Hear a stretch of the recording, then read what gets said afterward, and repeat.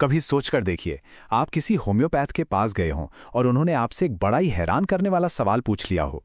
एक ऐसा सवाल जो पहली नज़र में आपकी बीमारी से दूर दूर तक जुड़ा हुआ ना लगे, लेकिन असल में उसके पीछे आपकी सेहत का एक गहरा राज छिपा हो। चलिए, आज इसी दिलचस्प रहस्य से पर्दा उठाते हैं। जी हाँ, बस यही सवाल। आप किस पोजीशन में सोते हैं?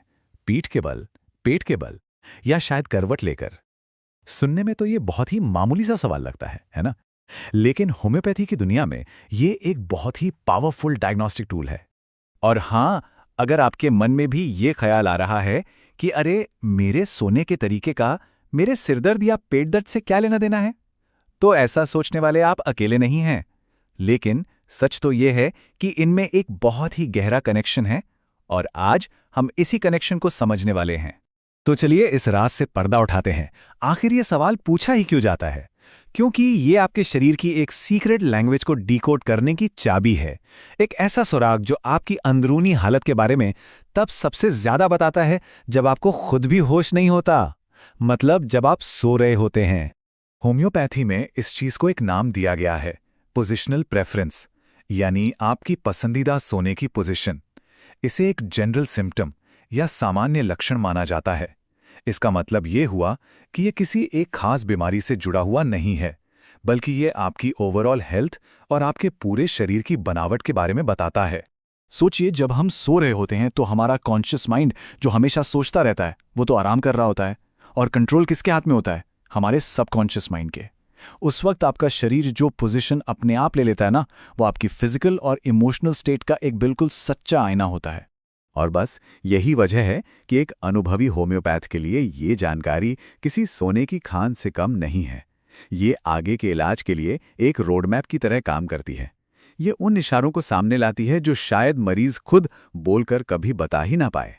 ठीक है, तो अब आते हैं असली मुद्दे पर। आखिर अलग अलग स्लीपिंग पोजीशंस बताती क्या हैं और कौन सी होम्योपैथिक रेमेडी से जुड़ी हैं? आप ये जानकर हैरान हो जाएंगे कि हर पोजीशन की अपनी एक कहानी है। तो हम यहाँ 4 मेन कैटेगरीज को एक्सप्लोर करने वाले हैं। दाईं करवट सोना, पीठ के बल सोना, एक बहुत ही यूनिक नी चेस्ट पोजीशन, और दर्द होने पर शरीर कैसे रिएक्ट करता है। चलिए एक एक करके इन सब को समझते हैं। सबसे पहले बात करते हैं उन लोगों की जो दाईं करवट सोते हैं। फॉस्फोरस रेमेडी से जुड़े लोग जब बाईं तरफ लेटते हैं तो उन्हें घबराहट या दिल की धड़कन महसूस हो सकती है, इसलिए उन्हें दाईं तरफ ही आराम मिलता है। वहीं दूसरी तरफ है लाइकोपोडियम। इससे जुड़े लोग भी दाईं करवट ही सोते हैं, लेकिन वजह बिल्कुल अलग है, पेट की गैस से राहत पाने के लिए। देखा आपने, पोजीशन एक, लेकिन वजह बिल्कुल अलग है ना। इंटरेस्टिंग। अच्छा, अब आगे बढ़ते हैं और बात करते हैं पीठ के बल सोने की, जो कि एक काफी कॉमन पोजीशन है। पर यहां भी होम्योपैथी की जो डिटेल पर ध्यान देने वाली अप्रोच है वो साफ दिखती है, क्योंकि इस एक पोजीशन से कई रेमेडीज जुड़ी हैं और हर एक की अपनी खासियत है।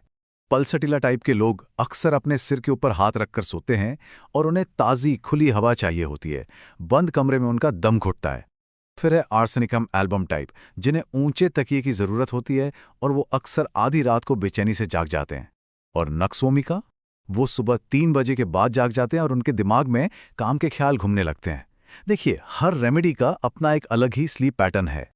अब तैयार हो जाइए एक बहुत ही खास और थोड़ी अजीब पोजीशन के लिए। एक ऐसी पोजीशन जो एक होम्योपैथ के लिए रेड फ्लैग की तरह होती है, एक सीधा इशारा एक खास दवाई की तरफ। ये है नी चेस्ट पोजीशन, जो मेडोरिनम दवाई का एक बहुत बड़ा साइन है। इसमें इंसान पेट के बल अपने घुटनों को छाती की तरफ खींच कर सोता है, बिल्कुल जैसे छोटे बच्चे सोते हैं। ऐसा अक्सर उन लोगों में देखा जाता है जिन्हें सांस लेने में तकलीफ होती है, क्योंकि इस पोजीशन से उन्हें आराम मिलता है। लेकिन तब क्या होता है जब शरीर में कहीं दर्द हो?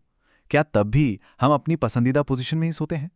दर्द होने पर हमारा शरीर कैसे रिएक्ट करता है, ये भी सही दवा ढूंढने में एक बहुत बड़ा क्लू है।